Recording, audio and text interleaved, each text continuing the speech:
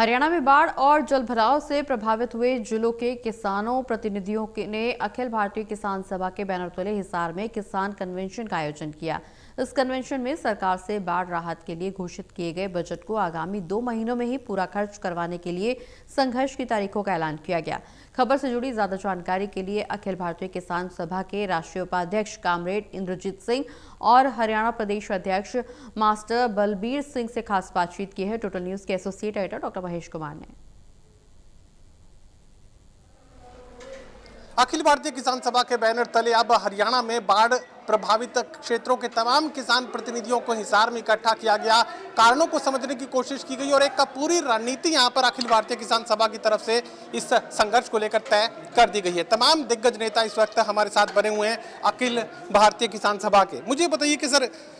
साझी रणनीति की बात यहाँ पर चल रही है और तमाम ऐसे इलाके जो बाढ़ से प्रभावित थे, सेम से प्रभावित थे और जल भराव लगातार जिन इलाकों में बना रहा, उन इलाकों के प्रतिनिधियों को आप लोगों ने बुलाया है, क्या कुछ रणनीति तय की है और हालात किस कदर इस वक्त बने हुए हैं? ये जो पिछले साल मानसून की अभूतपूर्व बाढ़ आई थी, जिससे बड़ा भारी खरीफ का भी नुकसान हुआ और पानी ना उतरने से रबी की फसलें भी कई जगह नहीं बीजी जा चुकी, उनके कारणों के अंदर जाते हुए ये जो बाढ़ ग्रस्त इलाके थे और डिस्ट्रिक्ट थे, उनकी एक ये राज्य स्तरीय अपनी तरह की पहली एक कन्वेंशन बुलाई गई है, जिसके अंदर हमने जो प्रस्ताव पेश किया उसका ये मानना है ये केवल प्राकृतिक आपदा के कारण से ऐसा नहीं हुआ, बल्कि एक व्यवस्था की विफलता भी है और विभागों ने और सरकार ने समय रहते उसको रोकने का काम नहीं किया है। और हमारी चाहे ये जो मतलब सिरसा गगर ड्रेन जिसको कहते हैं, चाहे हाँसी के इलाके, बरवाड़ा साइड के इलाके और उधर महम वगैरह के भिवानी, ये पूरा के पूरे इलाकों के अपने अपने स्थानीय कारण हैं।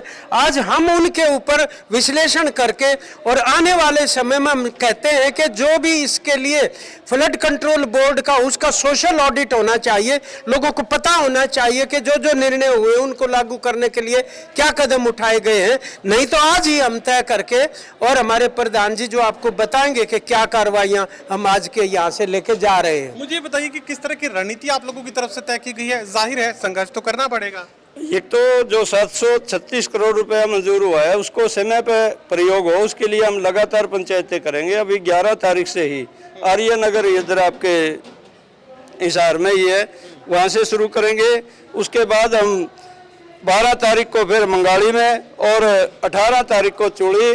बरवाड़ा में 20 तारीख को और इस तरह से भट्टू फतेहाबाद का एरिया में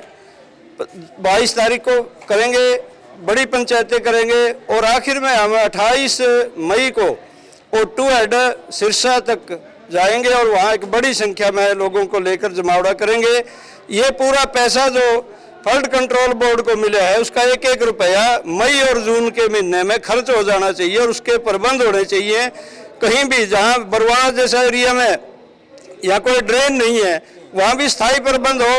और हंसी का एरिया है, खासकर जो भिवानी खेड़ा का एरिया है, वहाँ पर भी एक स्थायी प्रबंध इस तरह का हो कि ये बाढ़ बार बार ना आए और बार बार फसलों का नुकसान ना हो। मुआवजे की मांग भी आप लोग सामने रख रहे हैं जो प्रभावित इलाके हैं जिन्हें नुकसान झेलना पड़ा है? बिल्कुल, जैसे आपने भी पता है कि 31 लाख एकड़ में नुकसान हुआ था, सरकार ने केवल 1,19,000 एकड़ का ही मुआवजा जारी किया। हम सरकार से ये मांग भी करते हैं कि गैर बीमित जितने भी किसान हैं उन सबका मुआवजा जारी किया जाए। चलिए, 2 टूक ये बात तक कही जा सकती है कि एक साझी रणनीति अब किसानों की तरफ से तय कर ली गई है। तमाम वो इलाके जो बाढ़ से प्रभावित थे, सेम से प्रभावित थे या जल भराव जिन इलाकों में लगातार बना रहा, उन किसानों के लिए मुआवजे की मांग और उसके साथ ही अब एक पूरा कैलेंडर अखिल भारतीय किसान सभा की तरफ से जारी कर दिया गया है जिन